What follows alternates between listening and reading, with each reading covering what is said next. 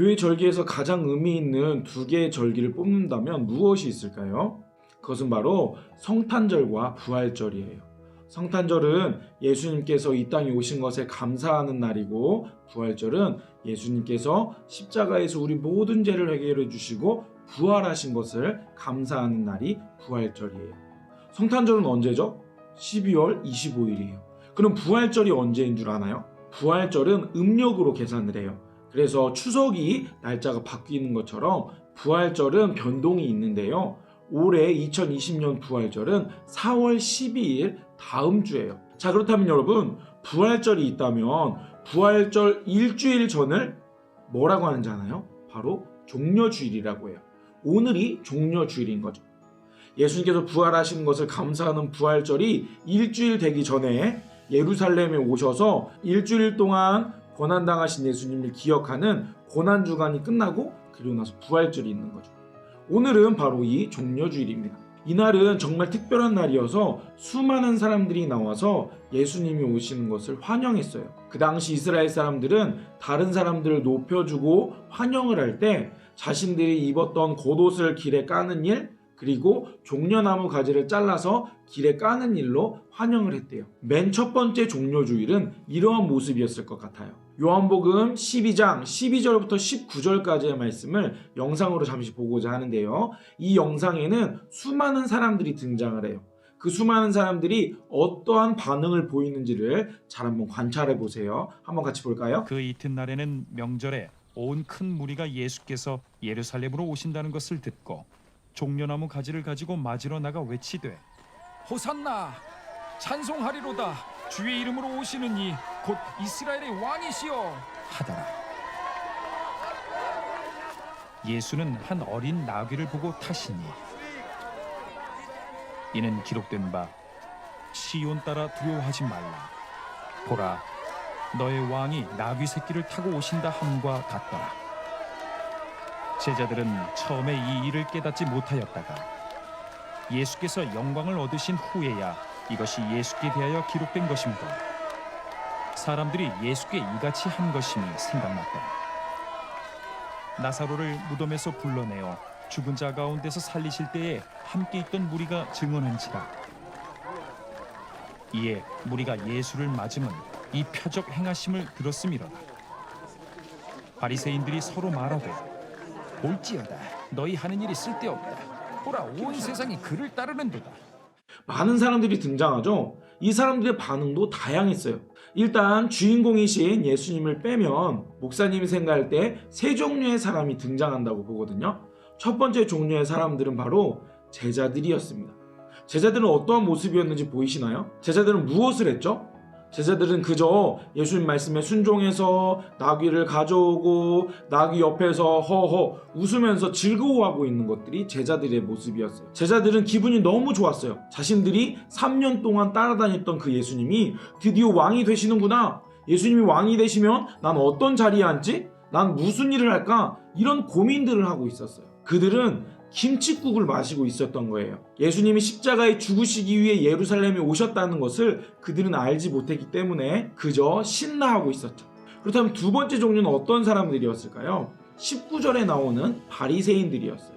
이 사람들은 예수님을 미워하는 사람이었어요. 수많은 사람들이 예수님을 따르고 예수님께 나오자 이 사람들은 예수님을 질투했어요. 그래서 어떻게 하면 예수님을 깎아내릴까 고민했던 사람들이죠. 이들은 결국 죄가 없는 예수님을 십자가에 못 박아 죽게 만들어 버렸어요. 자, 그렇다면 세 번째 종류의 사람들은 어떤 사람들일까요? 오늘 영상에 나온 수많은 유대인들이 이 세 번째 종류의 사람들이에요. 오늘 이 세 번째 종류의 사람들에 대해서 좀 생각해 보고자 합니다. 이 사람들의 표정은 어땠죠?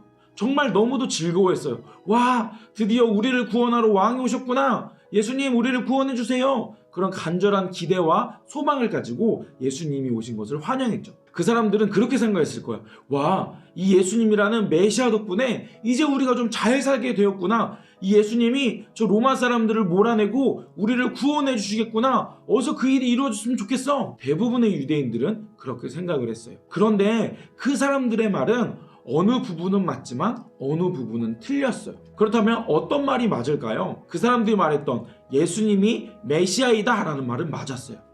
예수님은 메시아이셨어요. 메시아는 어떤 뜻일까요? 메시아는 바로 구원자, 구원하는 사람이라는 뜻이에요. 예수님은 구원자이셨습니다. 예수님은 구원하기 위해 이 땅에 오셨던 거예요. 예수님은 하나님께서 보내주시겠다고 약속하신 분이셨어요. 예수님께서 예루살렘에 어린 나귀 새끼를 타고 들어오는 것도 구약의 스가랴 선지자의 예언을 이루기 위함이었어요.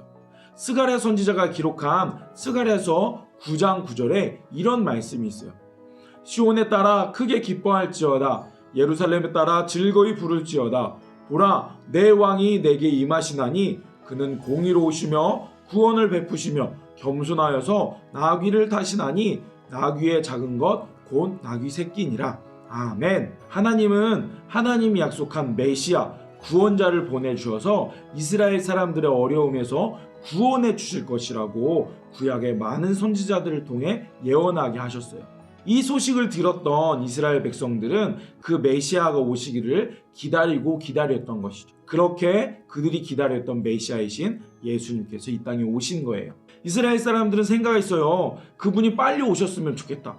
그분은 어떤 분이실까? 키가 크고 잘생긴 분이실까? 아니면 근육질에 힘이 많은 분이실까? 그 이스라엘 사람들은 그러한 상상을 하며 메시아를 기다리고 있었죠. 하지만 하나님께서 약속하신 메시아는 그런 모습이 아니었어요. 메시아가 이 땅에 와서 사람들을 구원하는 방법 또한 유대인들이 상상했던 모습이 아니었어요. 칼 들고 전쟁에 나가서 승리하는 그런 왕의 모습이 아니라 하나님이 보내신 메시아는 대신 고난을 당함으로 모든 사람의 죄를 해결해주는 그러한 메시아로 예수님이 이 땅에 오셨던 거예요. 그렇다면 그들이 말했던 틀린 것은 무엇일까요? 그것은 바로 예수님께서 이스라엘 사람들을 로마로부터 구원하기 위해 오셨던 게 아니라는 사실이에요. 하나님은 이스라엘 백성들뿐만 아니라 모든 사람의 죄를 해결해 줄 수 있는 유일한 방법, 예수님을 이 땅에 보내신 거예요.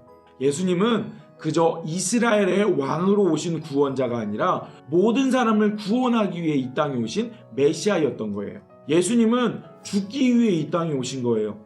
예수님이 왕이 되어서 잘 먹고 잘 살도록 도와주러 오신 게 아니라 모든 사람의 죄를 해결해 주기 위해 이 땅에 오신 거예요. 수많은 사람들이 예수님에 대해서 큰 기대를 가지고 있었어요. 하지만 예수님은 유대인들이 생각했던 그런 메시아가 아니셨어요. 단순히 눈앞에 보이는 로마 사람들을 몰아내는 왕이 아니라 모든 사람에게 영원한 생명을 주기 위해 자신의 생명을 버리기 위해 오셨던 그런 메시아였어요. 자신의 몸을 버리기 위해 이 땅에 오신 왕이셨어요. 큰 기대를 가졌던 수많은 유대인들은 예루살렘 성에 들어오시는 예수님을 환영했지만 그 자신들이 생각했던 메시아가 아니라는 것을 알게 되고 오히려 큰 실망을 하고 예수님을 십자가에 못 박는 데 앞장서서 분노했어요. 유대인들의 기대는 실망이 되었고 그 실망은 분노로 바뀌었던 거예요. 유대인들은 잘못 생각하고 있었어요. 그들이 생각했던,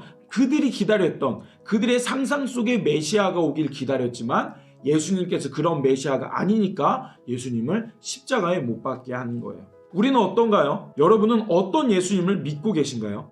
내가 생각하고 내가 원하는 것을 들어주세요 라고 나를 위해 기도하는 그러한 예수님을 메시아로 믿고 있는 건 아닐까요? 내가 잘 먹고 잘 살 수 있도록 마치 알라딘에 나오는 램프의 지니 같은 그러한 예수님을 믿고 있었다면 여러분, 예수님은 그러한 분이 아니세요. 우리의 생각을 바꿔야 합니다. 내 생각대로 내가 원하는 예수님을 믿는 것이 아니라 원래 계셨던 그 예수님을 우리는 좀 더 자세히 알아가야 하는 거예요. 예수님을 내 뜻대로 만드는 것이 아니라 예수님의 뜻에 우리의 뜻을 맞출 수 있는 그리스도인들이 되어야 하는 것이죠. 오늘 말씀에서 예루살렘에 입성하셨던 예수님을 대하였던 유대인들의 모습을 통해 우리의 모습이 어떠했는지를 잠시 생각해 보았어요. 내가 믿는 예수님이 저 유대인들이 믿었던 예수님과 같은 분은 아닌지 우리가 잘 생각해 봐야 돼요. 아, 예수님은 내가 잘 먹고 잘 살기 위해 이 땅에 오신 게 아니야. 나를 구원하시고 내 친구들을 구원하시고 우리의 모든 죄를 해결하기 위해 십자가에서 죽기 위해 오신 분이셨어. 그 예수님을 믿어야만 우리가 영원한 생명을 얻을 수 있어. 그러한 바른 믿음이 우리에게 필요하겠어요. 그렇게 예루살렘에 입성하셨던 예수님은 일주일 동안 수많은 일들을 경험하셨어요. 죄도 없는 분이 누명을 쓰고 십자가를 지고 고난의 길을 걸어가셨던 것이죠. 우리가 이제 내일부터 한 주 동안 고난주간을 지키려고 합니다. 물론 우리는 예배를 드릴 수 없어요. 작년처럼 성경 필사나 어떤 활동들을 직접적으로는 할 수 없어요. 하지만 여러분, 이번 한 주 동안은 고난주간이잖아요. 날 위해 십자가에 고난당하신 그 예수님을 더 깊이 생각할 수 있는 복된 한 주가 되길 바라요. 우리 한 주 동안 보내게 될 이 고난주간 요일마다 예수님께서 어떠한 일들을 하셨는지를 목사님이 잠시 설명해 줄게요. 일요일에는요, 오늘 말씀에서처럼 예수님은 죽기 위해 예루살렘 성에 나귀를 타고 입성하셨어요. 그리고 월요일이 되면 예수님께서 공생애를 시작하실 때 성전을 깨끗게 하셨던 것처럼, 성전에서 돈을 팔고 재물을 팔았던 수많은 사람들을 쫓아냈던 것처럼 성전 청결 사건을 월요일에 행하세요. 화요일이 되면 오전에는 수많은 유대 종교 지도자들과 함께 어려운 신학적인 문제를 가지고 논쟁을 하시고 그 논쟁에서 승리하세요. 그리고 화요일 저녁에 되면 감람산이라는 곳에 올라가셔서 예루살렘을 바라보시며 눈물을 흘리시고 앞으로 있을 일들에 대해서 제자들에게 알려주셨어요. 그리고 수요일에는 베다니라는 곳에서 쉬셨고, 목요일 저녁에는 우리가 잘 알고 있는 최후의 만찬을 제자들과 함께 나누세요. 그리고 한밤중에 겟세마네 동산에서 기도하시던 예수님은 바리새인들이 보낸 자들에게 잡히시고 고난 당하시다가 금요일 오후 3시에 십자가에 못 박혀 돌아가셨어요. 그런데 예수님의 이야기는 이렇게 끝나지 않는다는 것을 우리는 잘 알고 있어요. 안식일에는 무덤 속에 머물러 계시다가 안식 후 첫날인 일요일 새벽에 예수님을 따르던 여인들에 의하여서 부활하셨다는 것을 보여주셨어요. 말씀을 맺겠습니다. 이제 고난주간이에요. 여러분의 한 주간이 조금 더 구별된 그런 한 주간이 되었으면 좋겠습니다. 더 말씀 읽는 일, 예수님의 십자가의 사랑을 기억하는 일, 기도하는 일을 힘써 감당해 주세요. 그래서 우리의 각자의 자리에서도 고난주간을 의미 있게 보낼 수 있는 우리 유년부, 소년부 친구들이 되시길 바랍니다. 예수님의 사랑을 더 깊이 깨닫고 그것에 감사할 수 있는 복된 고난주간 한 주간이 되시길 바라요.